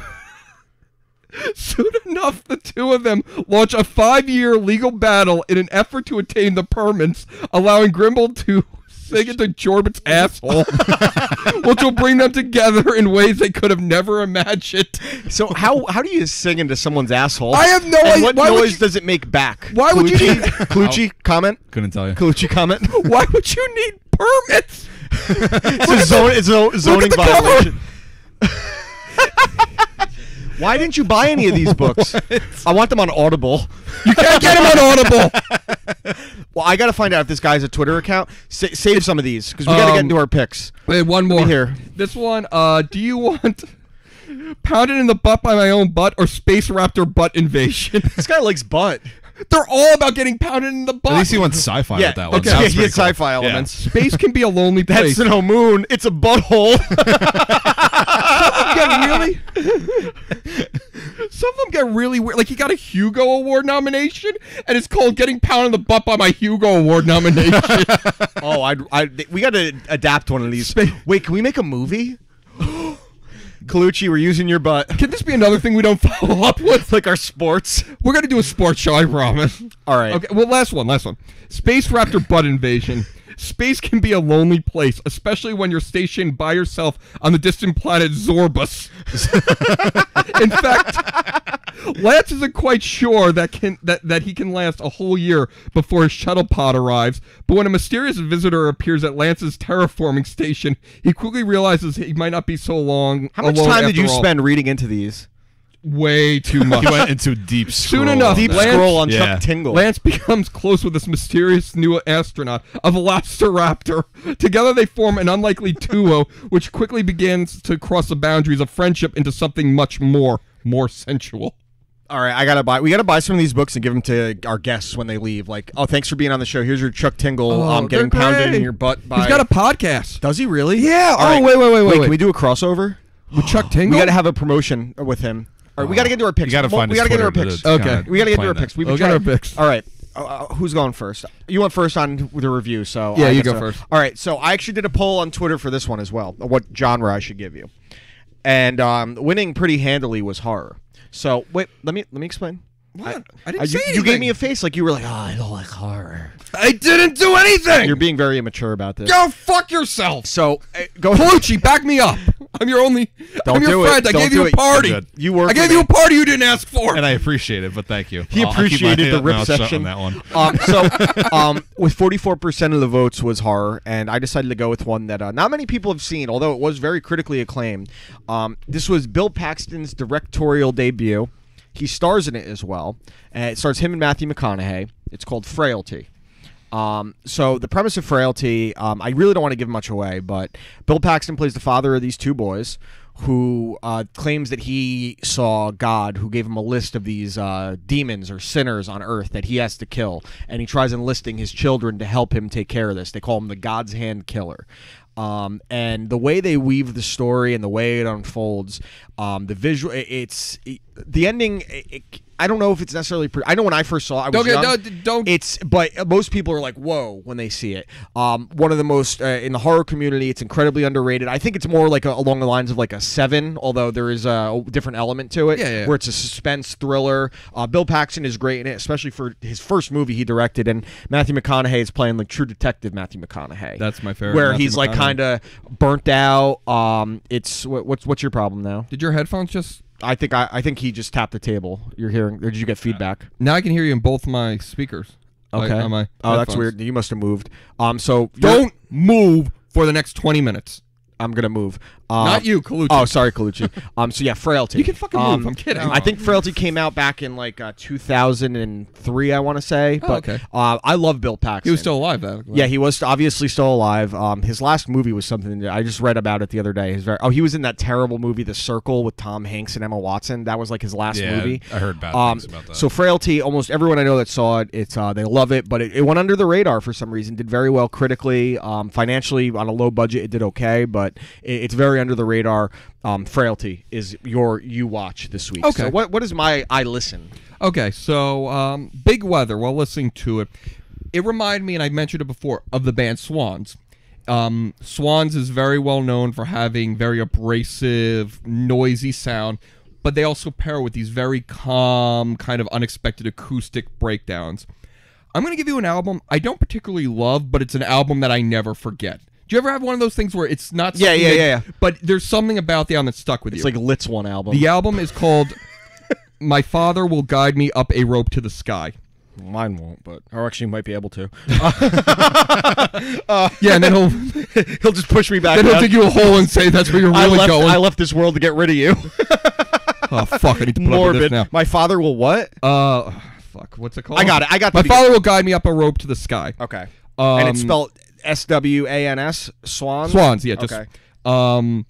very similar to Big Weather in that you got songs that don't fit. You have songs that completely change style halfway through. You have the opening track is 9.5 minutes. Okay. But then it's followed by a 2-minute track. So Okay. It has one song which I think is absolutely phenomenal. What song is that? I'm not going to tell you because I want to see. Okay. If you Well, can guess I it. highlited a couple songs for you, but I guess it's different because that was. Do you want me to give it to you? Yeah. Eden sure. Prison. The song's called Eden Prison. Eden. Eden. Like the garden. Yeah. Eden Prison. Extremely abrasive.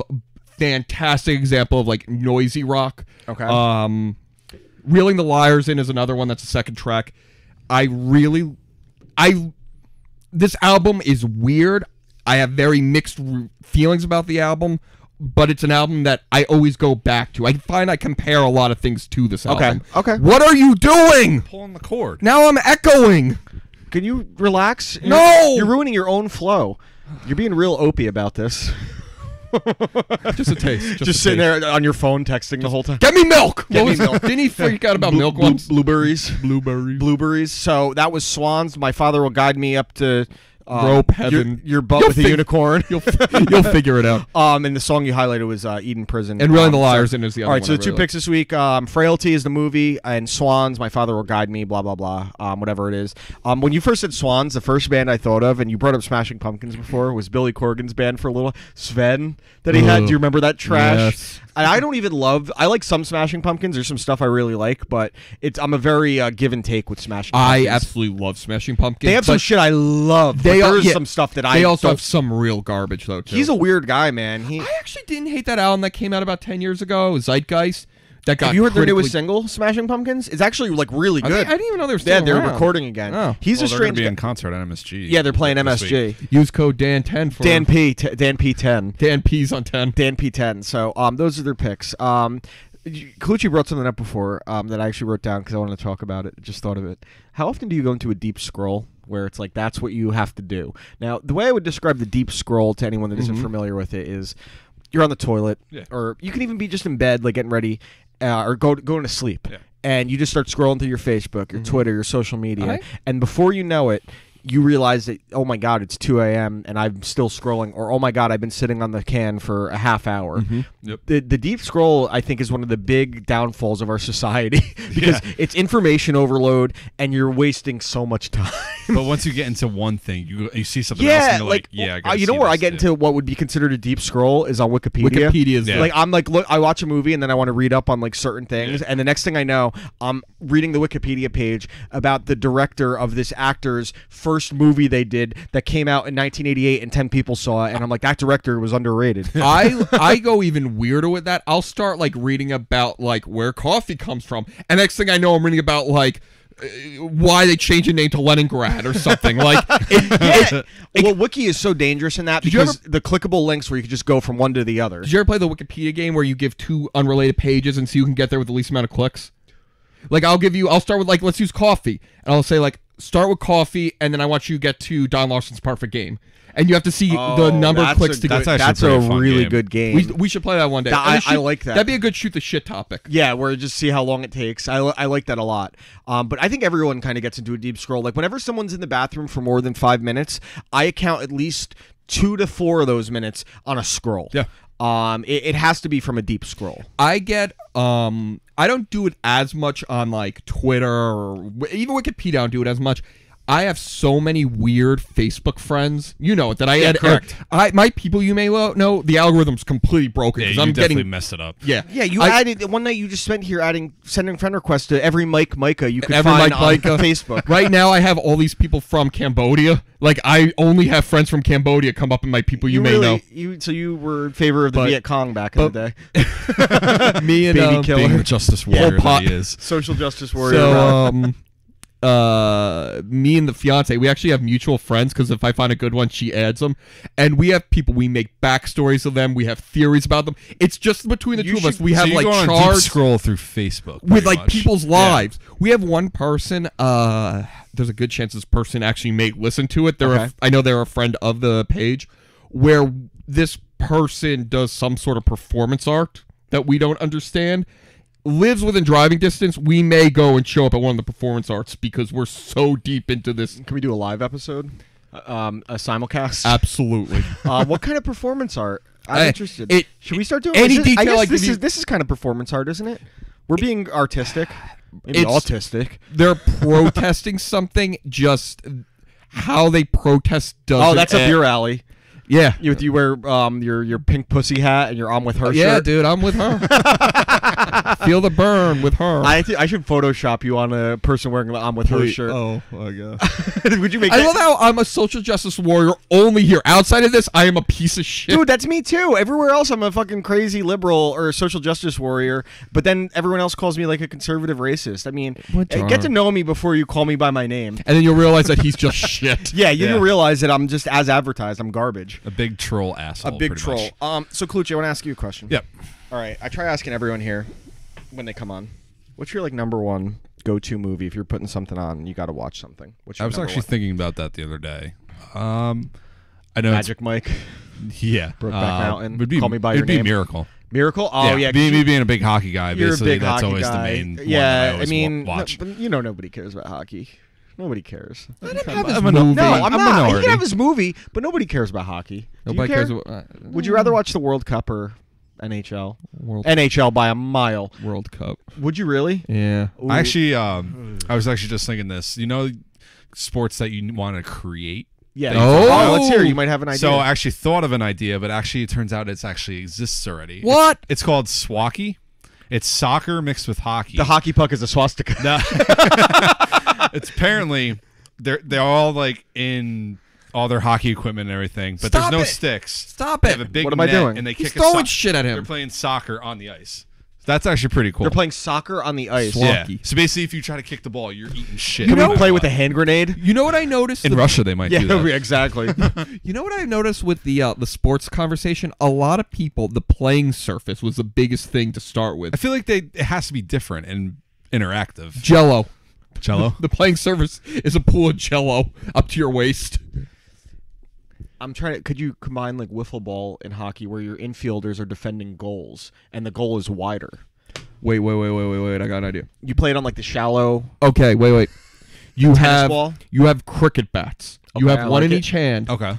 But you have a big goal, like kind of in between a soccer goal and a hockey goal. Okay. And you can give the guy no safety equipment. Fuck it. Yeah, I'm with you. No And safety he equipment. swats. That's what he has to use to goal to He has to protect. to block it with with the paddle. That's the tough, paddles. man. You would need a bigger ball just to create, because I think it. Yeah, no. But You there is a level of technique that would have to go into use keeping it low when you use hit it. one of those foam balls that like you have in like gym. a foam Nerf Okay, ball like or a foam kickball, dodgeball or something kickball. like that. I think okay. This is where we're gonna start. We're gonna do the sports episode. I think we need to do a sports shoot the shit thing where like that's all we talk about, so we don't get. Yeah, I'm with you. Okay. We'll table that. All right, we'll table that. Yeah, table that. Okay, so your number one movie is Miracle. I think I've seen Miracle like twice, and it's a good sports Yeah. movie. I mean, I mean, it's it's got a one good of the better sports Yeah, movies. because it's basically relatable because it did happen, but there's a. Oh, it's, you it's mean more it's of a- based on a true story? Yeah, you'd the be Miracle crazy, on right? Ice. But I mean, I like Miracle. seeing Herb Brooks is like It's a good perspective movie. is really I just cool. every year I don't need to hear about "Do you believe in miracles?" that line over and over again. But then again, I love like "Down Goes Frazier" and shit. Yeah. Like Ralph, I remember when Joe Frazier died, and I go on Facebook. I was at a midnight release for like a Call of Duty game, and I look on Facebook and I see your status: "Down goes Frazier, down goes Frazier." I'm like, this motherfucker. And you were jealous because you were probably gonna do the same exact thing. No, I think I what I brought up is how Joe Frazier, when Muhammad Ali was lighting the Olympic torch, he said to someone, "I want to push him into the flame." He hated him until the day he died. I love that. So okay, favorite movie. What is your go-to album or band? Like one that you can always put on and listen to. And if you say A Day to Remember your band, You can say a day to remember. No, you can't. Don't listen to him. I'll say A Day to Remember because they're one of ABBA. my favorites. I know, I'm joking. Blink 182 is another one. Old Blink, I'm with you. Old on. Blink one, yeah. fuck Take Off Your Pants and Jacket is probably one of That's my my favorites. That's one of my least. Favorite. Really? That's when I was done with them. I thought California was phenomenal. That was a- California it was, was- very it was good. really because good. it was kind of like a mixture of. Back up. Yeah. Did you- It was a mixture of basically like the old school stuff and like newer stuff. Did you which ever is hear pretty cool. Plus 44, the side project? Yeah. Yes. I've Plus heard that. 44, I think, is just as good as anything Blink's I ever was done. done with Blink after what was the one before Blink Take- 182. No, it was so it went Enema of the State, and then it was Take Off Your Pants and Jacket. And then it was Yes. Blink 182. I was done Yeah. with them at because self-titled. when Blink Tom 182 and when the Tom self-titled became was more okay. of a when Tom was singing more songs with his fucking melodramatic high pitched Yeah. whining. I like Mark so much more, and I love the new singer Matt Skiba because I like Alkaline he's very Trio good. a lot. It's like on the newest album, some of the songs sound like actual fun punk rather Yeah. than with the emo weird shit. And Tom DeLonge is an asshole. He's a fucking He's a weirdo. weirdo. Joe Rogan, he Crazy. had him on the podcast, and all he did was talk about his alien conspiracies. And within a week or two, Rogan was like, he was a weird guy. He was just making stuff up, and it turns out he's getting paid by all these people to push Yeah. these theories. James Randi would have a field day with him. Oh! Did you guys hear about the Civil War that started on 4th of July? The Democrats kicked off the next Civil War, according to Alex Jones. And he talked about how the next Civil War was starting on the 4th of July. They were planning on launching it, and nothing happened. But James Wood's agent fired him, and Alex Jones claimed that is what's kickstarting the next Civil War. That James Woods, who has been in one movie since 2016, getting fired by his You know agent. why? You know And what? has been It's the butt of Family Guy jokes. Yeah, like It's the liberal crazy. media. The People like me are keeping him from work. the water made James Wood's agent gay, and he fired him. But I laughed so hard because I think Alex Jones is hilarious. I find him. I very good. love Alex He Jones. is a. If you don't I realize, bought his water drink thing. I actually own one it. of my favorite memes is the male vitality thing he sells, and someone did a side by. It was a side by side before he was taking male vitality and after, and he looks exactly in the same, but the after picture he's just red. He's all red.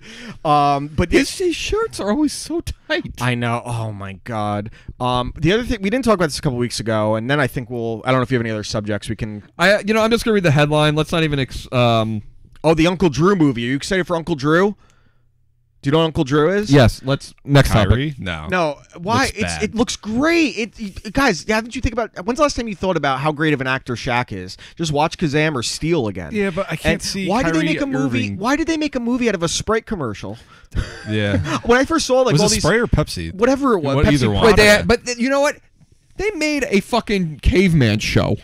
Oh, with Nick Kroll That was from the Progressive commercials. bad. Yeah, it that was was the bad. caveman. That's terrible. Okay, I'm just gonna give you a headline. Okay, Woman born without vagina gets one made out of tilapia fish skin. I saw that. Wait, yeah, what? she got her vagina made from tilapia fish skin. A Brazilian- bottom feeder fish. okay, Her vagina is gonna smell like ugh. tilapia. A Brazilian woman born without a vagina has Oh, become the there you first go. woman to undergo pioneering reconstructive surgery that successfully created a new vaginal canal using the skin of tilapia fish. The thing that I don't understand is if she was born without a vagina, how did she piss? Oh well, they probably create a hole. I mean, Fake news! should we Fake news! Wait, we can talk to Bobo about a created pee hole, can't we? Let's call Bobo. Look, no, I don't want to call Bobo right now. But tilapia as your vagina, that would be ooh, I'm not I can't say that. Of course, it's a Brazilian. Those fucking weirdos. Here, wait. Bunch of animals. No, my God, She I'm gonna developed cover it. normally through puberty and even experienced menstrual cramping in her stomach, but never had a period. At age 15, she was given the crushing news that there was nothing but connective tissue behind the skin. How did you take it at 15 to know that she didn't have a vagina? It's like someone gave her a computer without a hard drive. Wait. How do you go 15 years and then you go, oh, wait, something's wrong here? Is this Stalker Patty? Like how? Like, how did you not know your vagina wasn't proper? Bad parent. Brazilians, they're fucking weirdos, man. They're a bunch of fucking. All right, gotta edit that out. Why? You missed just 5 minutes ago when I called them animals. Brazo scum. No, what are they? Come on, that's not that bad. I'll keep it, but I Yeah. want on the record that you're a piece of shit. This was not said by Ralph. It was said by Dan Perosi and Dan Colucci. I That didn't the say that. Brazilians are Dan savages. Colucci Don't put has me in that been- category. He was ripping on Russians too. So hopefully they hack him. Why are you taking out your debit card? What do you order? Are you ordering a tilapia vagina? No. Could you find? Oh, they should make a fleshlight that's mimicking tilapia. It smells like it. That just remind me, I don't know how, I got a new license. Doesn't that look like a school shooter photo? Yeah, you do look like a school shooter. Let me see. Throw it. How far Yeah. into it are we? We're about an hour and a half. Okay, so again, Colucci. We're just bullshitting at this point. Yeah, we're literally just shooting the shit. So what is your? I'm trying to think where I can go with this. So Miracle. What's a movie that you saw that you hated the most? That, like other people liked. I find that I like knowing a movie that you disliked that other people liked. Like there's got to be know. one. There's got to be one. Come on, everyone's got one. That I hated that everyone. Yeah, like one liked. that you did not like that other people seem to really enjoy. For me, like I lean towards like the Hangover movies in a lot of cases. Like even the first Hangover, can't enjoy anymore. Hangover 3. I hated. was one of the worst, and people didn't really like that though. But it was better than two. It was better than like two. It. I like, like three more the than first two. time I watched it, I'm like, all right, this is funny, but it kind of went a little off rails. It's not a movie though. Like, But Oh wait, actually, I can't really think of anything at the I moment. have one, and which this is how I think we'll wrap up. Not movie or music related. What's the one joke that that's thrown at you that you wish would just be retired? Is it your virginity? Yeah, that one. Your virginity. Well, wouldn't you just rather like lose your virginity than just the joke stop? Yes. then we have a treat for you. Yeah, then we have a treat for you. We start infomercials. You want to lose your virginity? Here's Colucci's asshole. That'd probably a be the before one and that I after would wanna photo. get over with. A before and after of his asshole. Before it's all tight, and now it looks like the Sarlacc pit from Return of the Jedi, or a Rancor's mouth. The numbers are doing so well, Ralph. They might People love find it. They might find it They funny. want the Sarlacc ass talk. All right, so let's close out with our hot takes Colucci, now. do you want a peanut? I do not want a peanut.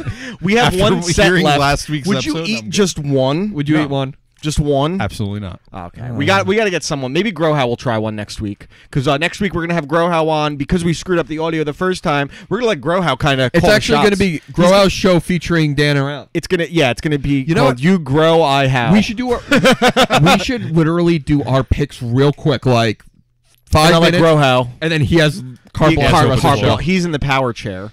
I hope he doesn't prep anything. It's just awkward I silence. know. It's just we sit here. All right, hot take.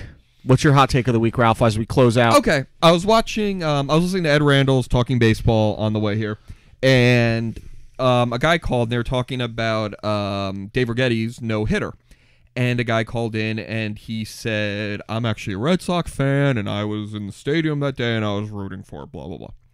That got me thinking. if your team's completely out of it, you're in person at a game. So say the Mets this year. Yep. Any year. And because I know that you actually were at one of these situations, Clayton Kershaw is pitching a perfect game on the second to last day of the year. You have a chance to witness a perfect game against your team. Has no affecting on playoffs or anything. Would you root to see it, or would you root to have it broken up? Okay, so I was in one of these situations. 2015, the year the Mets won the National League pennant. It was the second to last game against the Nationals, and Max Scherzer threw a no-hitter. It probably should have been a perfect game. There was an error in the first inning. It should have been a perfect game. So I would be rooting against it at first. I would absolutely be rooting against it. Maybe not a perfect game I wouldn't root against, but I am in no way, shape, or form capable of rooting against my team in any capacity for anything to happen. I just don't have that in me as a fan. So when Scherzer threw the no-hitter, I went from about 30 seconds of being mad to like, I just got to see a fucking no-hitter. How many people get to see a no-hitter live in their lifetime? I don't think I can do it. Root for or be happy about it? I remember. I think if it's against your own team, against my own team, kind under of like, no. Listen, here's why. If the circumstances were the Nationals were eliminated, we eliminated them. We won the division. We had nothing to play for. I was not. Why would I be mad? It was just it was a meaningless game. They could have not even played that game. Actually, I didn't think of that. If your team's the other side, where your team has nothing to play for a good reason, I'm going out of the opposite way. If you're So if it's what did I have to be mad about besides losing? I wanted them to win and break up the no-hitter, but once I realized as a baseball fan first that I got to see history, I was like, that's fucking cool. I actually may be able to do it only if it's a team outside of the division. I don't think I could have a rival do it. Well, I would normally feel that way, but the fact that we just embarrassed them and that all they had to play for was we no-hit you on the last game and we won the pennant and they can't even win a round of the playoffs. I can tolerate that. I can appreciate that baseball history. If it was like and the Nationals to me aren't my most hated team in the division. Would you be more bothered by the Red Sox throwing a no-hitter against you or the Rays? Oh, Red Sox for sure. Absolutely. So for me, Rays are actually the only team in the division I don't hate. Even though the Nationals, they've been our main rival over the last few years, and they've been the one winning the division. It's the Braves and the Phillies. Yeah, and I would say the Marlins have been a bigger thorn in the Mets side throughout the last 20 years than the Nationals have been. The Nationals, the Marlins at least get to a World Series. The Nationals can't even win a round. But what a weird franchise. They've only made the playoffs twice. And they won the World Series both times. They're undefeated in the playoffs. They're undefeated. Yeah, I know. It's incredible. So I think a lot of it depends on the circumstance. For me, I don't think I could do it. Even if my team wins 111 games, we won the division by 10 games, I'm in the stands. You got, fucking I'm not rooting Cole for Hamels or something. I'm not rooting for. There's a difference. You can root for. You don't have to root for it, but after the fact, when it's over, if there's no true repercussion or any kind of long-term outcome. Yeah, I'm talking about in the moment. In the moment, I'm rooting against it happening. I think 100%. I think you can't root for your team ever. You can never root against. Yeah, you can never root against your fantasy, team. And I think there's certain teams you should never root for. We've had that discussion. I've said several times, if I needed the Jets to beat the Patriots on the last game of the season for the Dolphins to win the division or make the playoffs, I still can't root for the Jets. I do not have it in my DNA. That's a weird situation. That's kind of like the Super Bowl this year. Is basically it was Giants Eagles or Patriots Eagles. And it's a lose-lose. Me being a Giants fan, I can't root for the Eagles, and obviously, the Patriots. You have to root for the Patriots. No, at that point, I had rooted for the Patriots. Well, no, you're not a Giant. You're not a Giants fan. I know exactly. Philadelphia sports, and I hate the Patriots. Crazy. But I would never root for the Jets under any circumstance, under any situation, and more often than not, the Patriots and the Bills. Yeah. I hate all three of them. For playoffs, that's different. If the Red Sox winning gets me in the playoffs, the idea of sitting there cheering for the Jets literally makes me gag a little. Oh, you feel dirty doing it, but you have to do it. Like me being a Rangers fan, I cannot root for the Devils to hopefully they kick someone out of a playoff spot. I can't do that. Ever. Yeah. So I understand where you're coming from, but I cannot be like, oh, I hope they win just so we can make the playoffs. It's rough, and a lot of times when you're in that moment, you don't feel.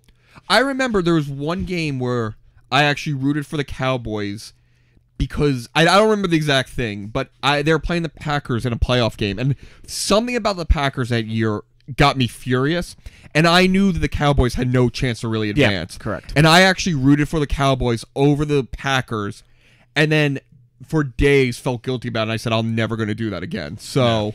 Yeah, I'm with you. All right, Colucci, do you have a hot take yet, or are you still thinking of one? Still thinking of one. All right, so I got one. Now, as we've discussed, and as you know, I'm a big horror fan. What? And, yeah, I know, right? Big No news. That's my hot take. I like horror. Okay, show's over. They just announced that they are going to be making a Child's Play TV series, which on paper I'm not necessarily against, but my problem here is that the last 2 Chucky movies that they've made that were like straight to Netflix, straight to Blu-ray, whatever, digital, were really, really good. Like they were like the old ones. And they're going to make a TV series that's not involving any of the people. It's not involving Brad Dourif, who does the voice of Chucky. They're going to make this TV series while they continue to make movies. Isn't that kind of like working against yourself? Because now people are going to either watch one or the other. Yeah. They're going to shit on one or the other. Like there's people that like There's people going to be picky about anything. Exactly. Anyway. There's people that like the Star Wars sequels, but they don't like the spin-off movies. Yeah. And because they and there's reasons why. With something that's working, and again, everyone that's seen the newest Chucky movies, they really like them. Seed of Chucky was terrible, and they didn't have any of these movies for a while, and then they started releasing these new ones that felt like the old ones. They were a little campy, they were fun, they were dark, they were goofy. I don't see why you would make both of them, and especially if you're going to do one without the iconic voice of Chucky, like that. You know Chucky's voice when you hear it. No. I don't understand like what I understand it's about money and doing that and remaking movies that don't need, like they're remaking Big Trouble in Little China. Remake bad movies. Don't remake good movies. Remake movies that were the right concept but in the wrong era. Battleship Earth. Battlefield Earth? Battlefield Earth. That movie's I don't great. need more Scientology movies. There's enough of those out there. Dude, they're advertising on the Fan now. I know the Scientology What? network. I hear Minkman plugging the Scientology network. Minkman. No, Erica Herskowitz. She really gets into it. I don't understand. You've heard stuff. Now hear the truth. But just like why fix something that's not broken? I understand that's Hollywood now, and they're remaking things that just don't. They remade Red Dawn. They're remaking Roadhouse with Ronda Rousey. They're remaking all this stuff. I don't get it, and because they're out of ideas. I mean, they're out of ideas. I would rather them just keep making fucking good quality sequels years later. Like that can be done. Creed proved that you can make a sequel that spins off of it, and Creed did it perfectly. Yeah. And that was despite the last Rocky. Rocky Balboa was pretty good, and then they realized, okay, we can't have 70-year-old Stallone boxing him, which because he's too old now. Which I was watching Elephant in the Room the other night, Patrice's special, and one of the jokes he made is like, I'm tired of pretending that Arnold Schwarzenegger has muscles. I saw you tweet that. You said, "I'll be back." What are you back from a colon treatment? Yeah, poor Patrice. All right, Colucci, you're on the spot. Probably now. my hot take is what you kind of just mentioned in terms of remake. Like you can't use the same hot take. You got to come up with something. It could be anything. It could be that you hate grass. Sports. Yeah, you could hate grass. Rip one of the Funkos off and eat it. Yeah. You're probably not going to like this, Ralph, but I am not a Bruce Springsteen fan. I do not. Oh, you think Bruce sucks? I do not understand the appeal of how that's many people Manfro like as well. Maybe personally, like I'll listen to the song, like, oh, cool. I can't listen to a full. album are your of his parents or anything. Bruce Springsteen fans? No. They not like Bruce. They don't. That like explains Bruce. it 100%. See, right there. I'm the exception to that. I came from parents who weren't Bruce fans, and you became a Bruce one. fan. Okay. Bruce is. I think he's a great entertainer. He's great on great stage. Performer. And Great performer. But honestly, I can never get into his music. I'll tell you what Bruce is. Bruce is baseball, where you have to be deep into it. You have to inherit it from your father. You need to be into it at a young age, and you understand that you're in the minority of people who like it. Bruce, I think we live in Jersey, so that's where we kind of get it. But I think outside of Jersey, he's very you love him or you hate him. Even in Jersey, kind of is. I would agree with that. When we were at the U2 concert last week, Bono shouted out Bruce, and the whole crowd started chanting for Bruce. So he is. When we were at the wrestling thing, when Elias was talking about Bruce, the whole crowd, Bruce. Yeah. All right, so we got our hot takes in. You think Bruce sucks? Eat one of the Funkos. So our picks again this week were I gave Ralph Frailty and he gave me Swans. My father will guide me up to heaven with a rope or something. I don't know what the name of it is, but so those are your picks if you want to play along. Colucci, you got anything else for us? Nope, that's it. All right, well, thanks for being on. Sorry that it again turned into a rip session. Make sure you keep an eye out in the next 2 weeks when the Colucci Comes Alive special is the Lost File comes on. And next week we will be here with Justin Grohowski. No. Justin Grohowski will host us. Yeah, Justin Grohowski will be hosting us on. I think he should be sitting there. You should be sitting here, and I sit there. He'll be in the power chair. Yeah. It'll be called You Grow, I How. All right, guys. Thanks for listening. You Watch, I Listen. Watch again. Thank you to Lobo Sound. Happy 4th of July, everyone. Happy 4th of July. I hope you had a lot of hot dogs, and God bless America. Peace out. Bye.